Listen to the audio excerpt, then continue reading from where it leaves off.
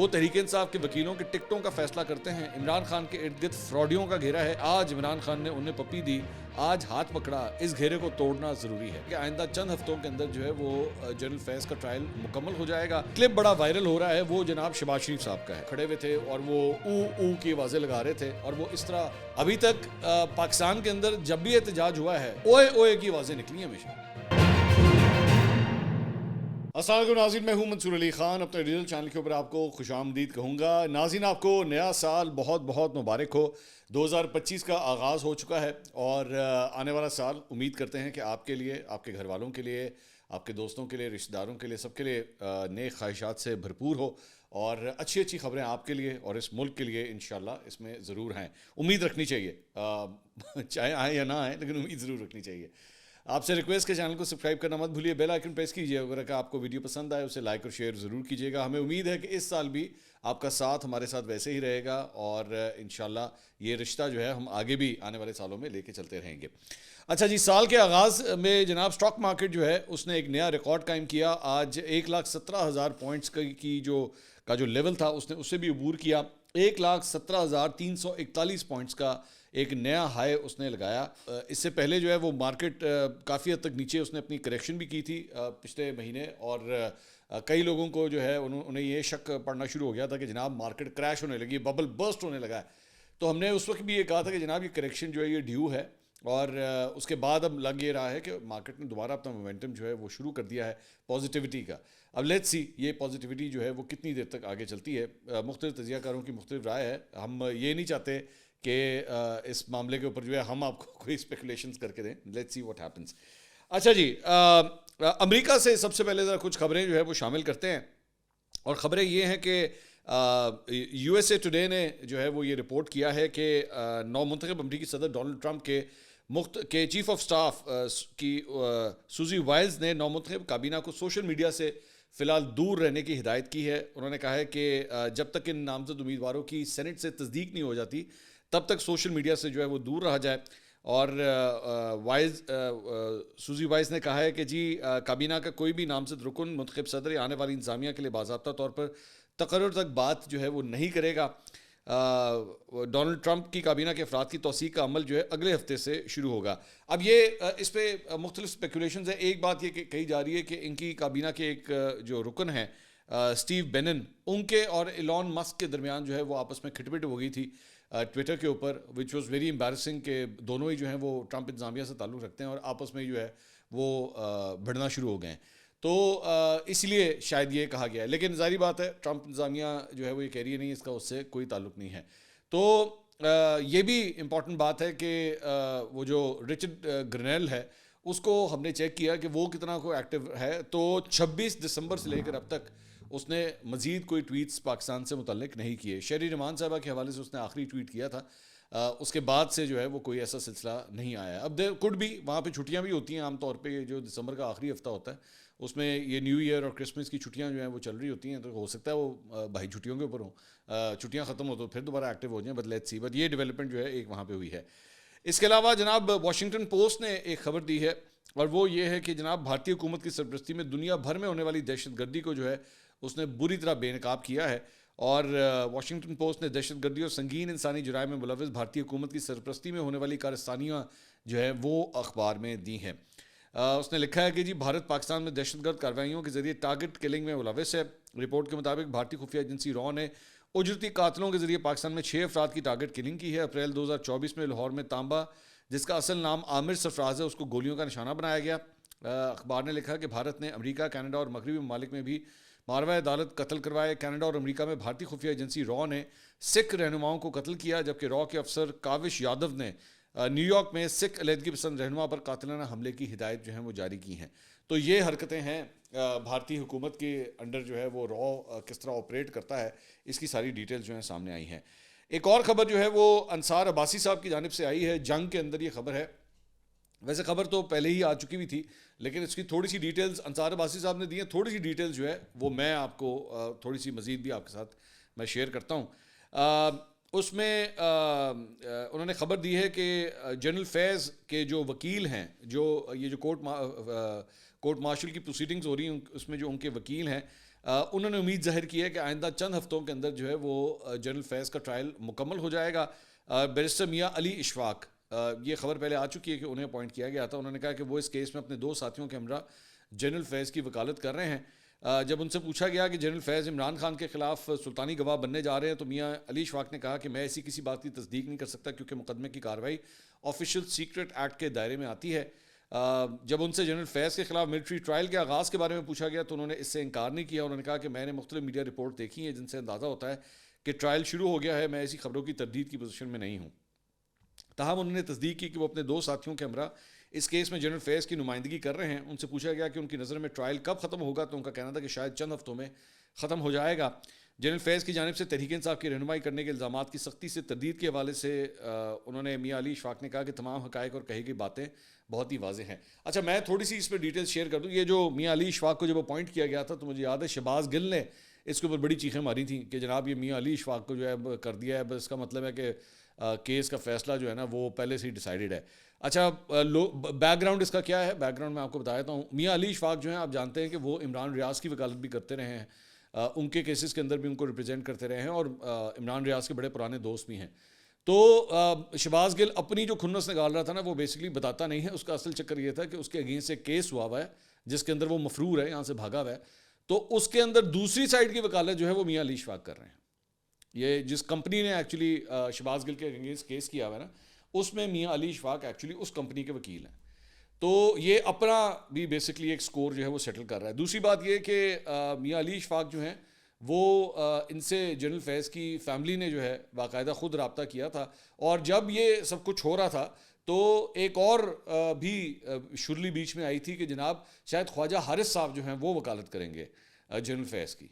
تو لیکن یہ کنفیوژن ہو گئی تھی اور پھر میاں علی اشفاق نے ایکچولی جنرل فیض کی فیملی سے جو ہے وہ یہ 24 گھنٹے کے اندر کی ڈیولپمنٹس میں آپ کو بتا رہا ہوں.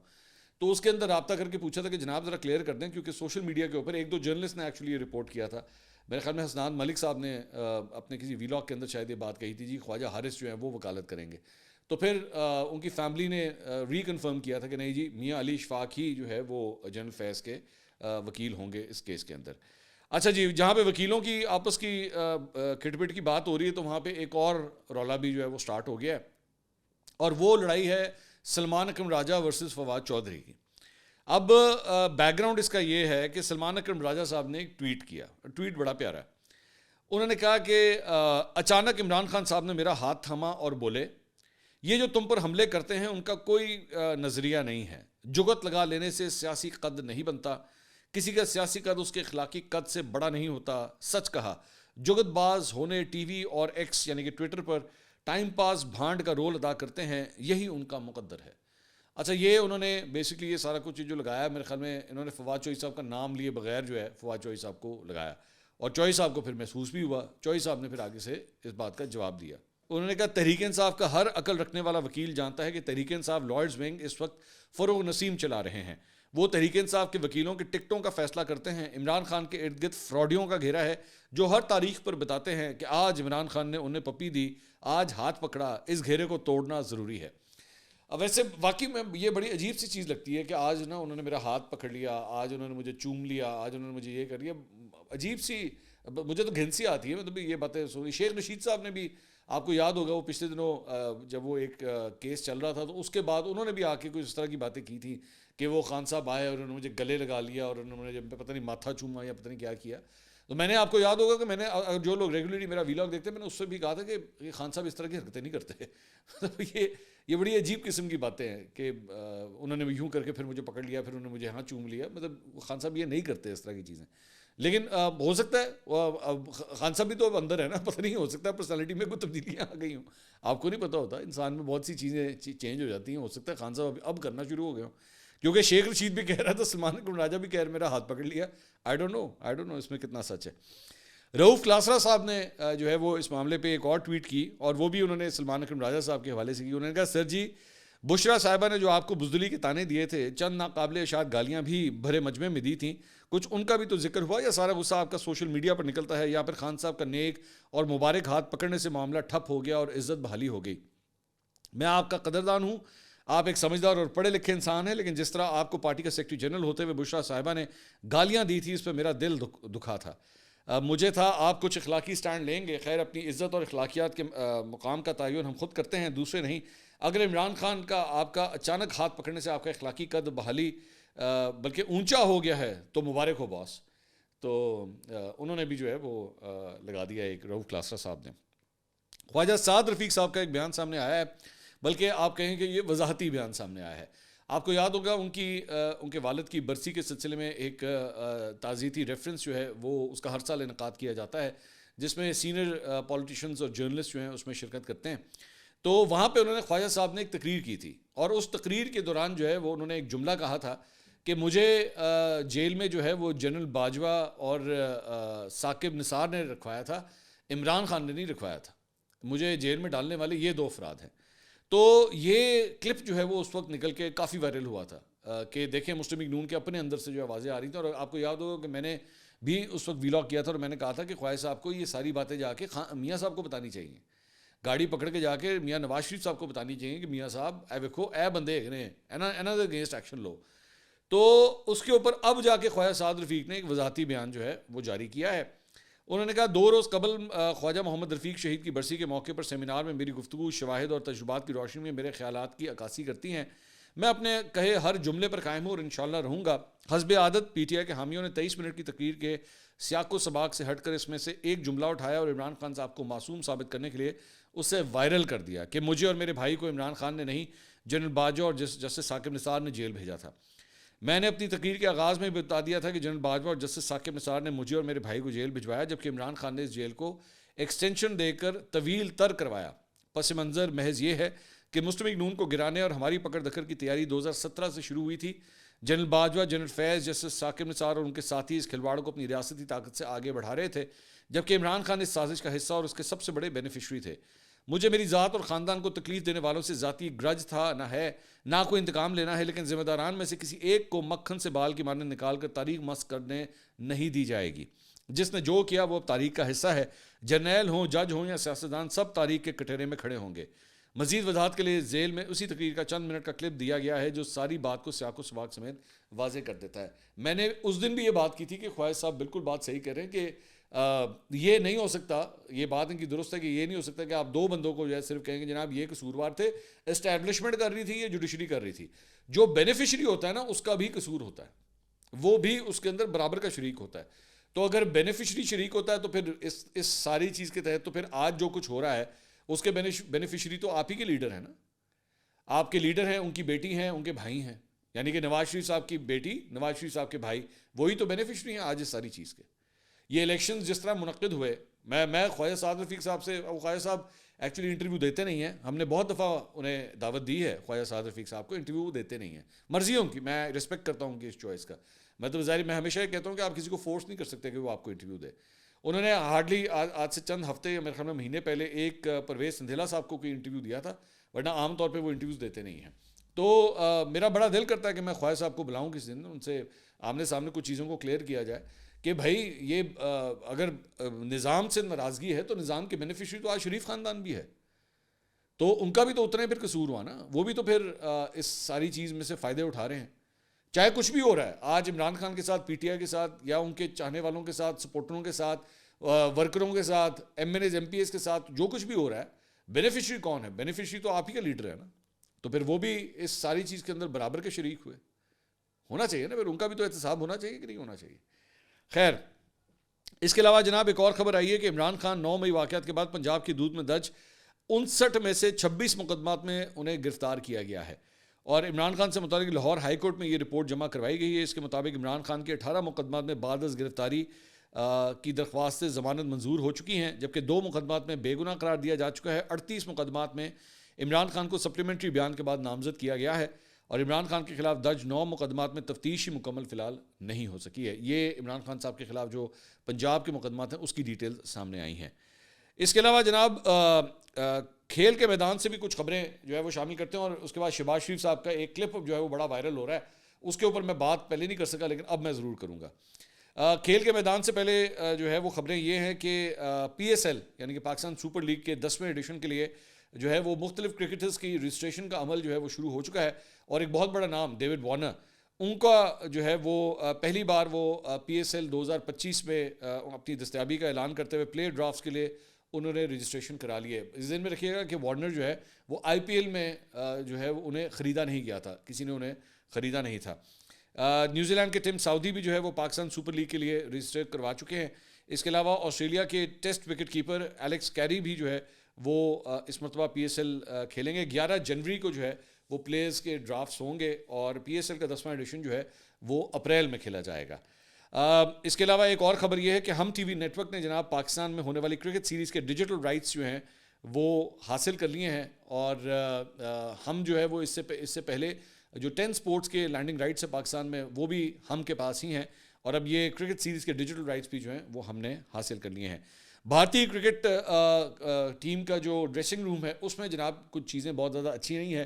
آپ جانتے ہیں کہ آسٹریلیا سے ابھی انہیں شکست ہوئی ہے, 2-1 سے بھارت جو ہے وہ ٹریل کر رہا ہے, اور اب اگلے ٹیسٹ کے اندر صرف اس کے پاس یہ چانس ہے کہ وہ سیریز کو برابر کر سکے, ورنہ اس وقت وہ 2-1 سے ٹریل کر رہا ہے. تو خبر یہ آئی ہے کہ گوتم گمبھیر جو ہے, جو بھارتی کرکٹ ٹیم کے کوچ ہیں, وہ کھلاڑیوں پہ کافی زیادہ برس اٹھے اور کافی زیادہ ان کو جو ہے وہ ڈانٹ ڈپٹ کی ہے. اس رپورٹ کے مطابق جناب ڈریسنگ روم کی جو افراتفری ہے اسے بھی وہ سامنے لے آئے ہیں, اور انہوں نے تقریر میں کسی کا نام لیے بغیر جو ہے وہ بہت کچھ کہا ہے. انہوں نے کہا کہ اب بہت ہو گیا, نیچرل گیم کے نام پر کھلاڑی اپنی مرضی کر رہے ہیں, صورتحال کے مطابق نہیں کھیل رہے. انہوں نے کہا کہ 6 ماہ میں کھلاڑیوں کو جس طرح انہوں نے ٹیم کے لیے کھیلنا چاہا کھیلنے دیا, اب وہ فیصلہ کریں کہ انہیں کیسی ٹیم کے لیے کھیلنا ہے. ہیڈ کوچ نے اپنی تقریر میں کہا کہ اگر کوئی کھلاڑی حکمت عملی کے مطابق نہیں کھیلے گا تو اس کو تھینک یو کہہ دیا جائے گا, کھلاڑی پلان کے مطابق کھیلنے کے بجائے اپنی مرضی کر رہے ہیں.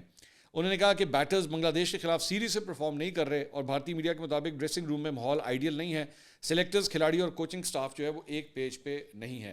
خبر یہ آ رہی ہے کہ روہت شرما جو کپتان ہیں اس وقت انڈین ٹیم کے, ان کی ریٹائرمنٹ جو ہے وہ اس سیریز کے اندر ہو جائے گی یا اس سیریز کے اختتام پہ ہو جائے گی. بھارتی میڈیا یہ رپورٹ کر رہا ہے. روہت شرما جو ہیں انہوں نے اپنے آپ کو بیٹنگ آرڈر کے اندر بھی بہت تبدیل کیا. جو پچھلا ٹیسٹ تھا اس میں دونوں اننگز میں انہوں نے اوپن کیا, دونوں میں ہی فلاپ ہوئے. اس سے پہلے جو ہے وہ مڈل آرڈر میں اپنے آپ کو ڈاؤن گریڈ کر کے لے آئے تھے. پہلے تو وہ کھیل ہی نہیں رہے تھے, وہ گئے ہوئے تھے, تو جب انہوں نے ٹیم کو واپس جوائن کیا تو نیچے مڈل آرڈر کے اندر اپنے آپ کو لے آئے, بعد میں اس کے بعد اپنے آپ کو اوپن کیا, لیکن ہر جگہ ہی فیل ہوتے آئے ہیں. تو بھارتی میڈیا کے اندر جو ہے یہ آوازیں اٹھ رہی ہیں کہ روہت شرما کا ٹائم جو ہے نا اب ختم ہو گیا ہے, اب انہیں کرکٹ کو خیر بات کہہ دینا چاہیے. اس کے علاوہ ایک وہ جو کلپ بڑا وائرل ہو رہا ہے وہ جناب شہباز شریف صاحب کا ہے. بیسکلی اس کلپ کے اندر جو ہے انہوں نے کہا کہ میرے خیال میں پہلے آپ کو ذرا کلپ سنا دوں پھر میں مزید بات کرتا ہوں. دیکھیے جاپان, میں ایک دفعہ جاپان گیا اور وہ ہونڈا فیکٹری تھی, میں جب گزر رہا تھا تو وہاں او کی آواز آئی, تو میں نے کہا یہ کیا معاملہ ہے. پھر میں نے جو ہمارے ہوسٹ تھے میں نے لگا ان سے پوچھنے, میں چپ ہو گیا, پھر میں آگے گیا, پھر او, جب تیسری مرتبہ او ہوا تو مجھ سے رہا نہ گیا. میں نے کہا یہ وہ ڈائریکٹر تھا, میں نے کہا یہ کیا ہو رہا ہے. اس نے کہا جی یہ ورکرز ہیں احتجاج کر رہے ہیں. اندازہ کریں کام نہیں رکا, پروڈکشن جاری ہے, مگر اپنا احتجاج انہوں نے ریکارڈ کروایا او کر کے. یہاں پر تو جناب اسلام آباد پر اپنا لشکر کشی ہو جاتی ہے. تو یہ آپ نے شہباز شریف صاحب کی گفتگو سنی کہ جناب ہونڈا فیکٹری کے اندر انہوں نے ایک دفعہ وزٹ کیا. اچھا یہ واقعہ یہ پہلے بھی سنا چکے ہیں, یہ پہلی دفعہ نہیں ہے, انہوں نے پہلے بھی یہ واقعہ سنایا ہوا ہے کہ جناب میں نے وزٹ کیا تو وہاں پہ ان کے جو امپلائیز تھے وہ کھڑے ہوئے تھے اور وہ او کی آوازیں لگا رہے تھے, اور وہ اس طرح خاموشی سے جو ہے وہ احتجاج کر رہے تھے, اور کام جو ہے وہ چل رہا تھا, کام رک نہیں رہا تھا. اور یہاں پہ جو ہے وہ یہاں پہ جو ہے پاکستان کے اندر جو ہے وہ اسلام آباد پہ چڑھائی کر دی جاتی ہے. اچھا میں ہمیشہ یہ بات کہتا ہوں کہ شہباز شریف صاحب جو ہے نا وہ تقریریں کرنا ان کی بہت بڑی کمزوری ہے. میں بڑا اس کا فرم بلیور ہوں, کئی سال ہو گئے ہیں مجھے شہباز شریف صاحب کو کور کرتے ہوئے, پریس کانفرنسیں ان کی کور کی ہیں, تقریریں کور کی ہیں, انٹرویو کیے ہیں ان کے. میرے نظر میں ان کی سب سے بڑی ویکنیس جو ہوتی ہے نا وہ یہ مائک کے سامنے بیٹھنا ہے, کہ وہ کوئی نہ کوئی ایسی بات کر دیتے ہیں. تو پی ٹی آئی کے جو کارکن ہیں, سپورٹرز ہیں, انہوں نے کافی اس بات کا مذاق اڑایا کہ شہباز شریف صاحب کیا کہہ رہے ہیں. دیکھیں ہو سکتا ہے نیک نیتی کے ساتھ شہباز شریف صاحب نے جو ہے نا وہ یہ ایگزامپل دی ہو, لیکن یہ فٹ نہیں ہوتی پاکستان میں, کیونکہ یہاں پہ جو کہہ رہے ہیں نا او کی آوازیں جو ہے نا, یہاں پہ مسئلہ یہ ہے کہ یہاں پہ آپ جمہوریت اٹھا کے دیکھیں تو اوئی کی آوازیں نکلتی ہیں. یہاں پہ جب کوئی احتجاج کرتا ہے اس کے ساتھ جو پھینٹی پڑتی ہے اس کے ساتھ پھر اوئی کی آوازیں نکلتی ہیں. اس کو اگر اس نے جا کے ووٹ ڈالنا ہے پارلیمنٹ کے اندر تو وہ غائب ہو جاتا ہے, اور پھر جب وہ باہر آتا ہے تو اس کی بھی اوئی نکل رہی ہوتی ہے. کئی ہفتے یہاں پہ بندہ غائب ہو جاتا ہے اور جب وہ آتا ہے تو وہ کبھی کسی اینکر کے گھر سے نکلتا ہے, وہاں پہ انٹرویو دے رہا ہوتا ہے, کبھی کہیں پہ وہ انٹرویو دے رہا ہوتا ہے, اور وہ بیچارہ, اچھا وہ تو اوئی بھی نہیں کر سکتا اس وقت, مطلب جب وہ پکڑا جاتا ہے نا بیچارہ, وہ اس کے بعد جب وہ باہر آتا ہے, وہ پریس کانفرنس میں آ کے بیٹھتا ہے, وہ اوئی بھی نہیں کر سکتا, وہ صرف اتنا کہہ سکتا ہے جناب میرا آج کے بعد جو ہے نہ پی ٹی آئی سے تعلق ہے, نہ میرا حکومت سے کوئی تعلق ہے, نہ میرا سیاست سے کوئی تعلق ہے. تو یہاں پہ آواز جو, اگر آپ آواز نکالنے کی اجازت دیجئے تو صحیح, احتجاج کرنے کی اجازت دیجئے تو صحیح, کہ جناب اگر کوئی جماعت احتجاج کرنا چاہتی ہے تو اس کے لیے کوئی مختص جگہ ہو جہاں پہ وہ بیٹھ کے احتجاج تو کر سکے. ہاں یہ بات آپ کی درست ہے کہ احتجاج کے نام کے اوپر توڑ پھوڑ کر دینا, میں تو اس بات کے بھی خلاف ہوں کہ جناب کوئی ٹریفک لائٹ بھی توڑ دے یا کسی بھی پبلک پراپرٹی کو نقصان پہنچائے. اگر آپ جیسے ہی کسی پبلک پراپرٹی کو کسی احتجاج کے دوران نقصان پہنچاتے ہیں نا, وہ آپ کا احتجاج پھر احتجاج نہیں رہتا, وہ دہشت گردی بن جاتی ہے, وہ افراتفری بن جاتی ہے. اس میں بھی کوئی دو رائے نہیں. یہ نہیں کیا جا سکتا 9 مئی والے دن جس طرح دیکھا گیا کہ جناب جو چیز رستے میں آئی سب تہس نہس کر کے رکھ دیا, آگ لگا دی, شہداء کے مونیومنٹس کو توڑ دیا, یہ بھی ناقابل برداشت ہے. لیکن ساتھ ہی ساتھ دوسری سائڈ پہ اگر کوئی سائڈ احتجاج کرنا چاہتی ہے, اسے احتجاج کرنے کا حق تو دیں, اور اس کے بعد آپ ان سے یہ ایکسپیکٹ کریں کہ جناب وہ بیٹھیں اور صرف او کی آوازیں نکالیں. ایسا تو نہیں ہو سکتا نا. ابھی تک پاکستان کے اندر جب بھی احتجاج ہوا ہے, اوئے کی آوازیں نکلی ہمیشہ, چاہے آپ نے کیا ہو چاہے پی ٹی آئی نے کیا ہو, مطلب سب نے ہی جب احتجاج کیا ہے تو اسی طرح کیا ہے. سپریم کورٹ کے اوپر آپ لوگوں نے جب جس طرح دھاوا بولا تھا اور احتجاج کیا تھا وہ بھی سب کے سامنے ہے. تو یہ کہنے کی باتیں ہوتی ہیں, یہ اچھی لگتی ہیں, یہ کیبنٹ کے کمروں کے اندر بیٹھ کے جو ہے وہ کیبنٹ ممبرز کے ساتھ بات کرتے ہوئے اچھی لگتی ہیں کہ احتجاج جو ہے نا وہ بس ٹھنڈے میٹھے قسم کے احتجاج ہونے چاہیے, اس میں گرمی چرمی کوئی نہیں ہونی چاہیے. ہر حکومت کا یہی دل کرتا ہے. لیکن آپ آزادی دیجئے, اگلے کو دیجئے آزادی. ہاں اگر وہ اس ایک سرٹن لائن کو کراس کرے پھر اسٹیٹ جو ہے وہ حرکت میں آئے, بالکل آئے, لیکن حرکت میں بھی آئے قانون کے مطابق. اسٹیٹ بھی حرکت میں آئے تو قانون کے مطابق, یہ نہیں کہ اسٹیٹ بھی جو ہے وہ غیر قانونی قسم کے اقدامات جو ہے وہ کرنا شروع کر دے. اگلی ویڈیو میں آپ سے دوبارہ ملاقات ہوگی. اللہ حافظ.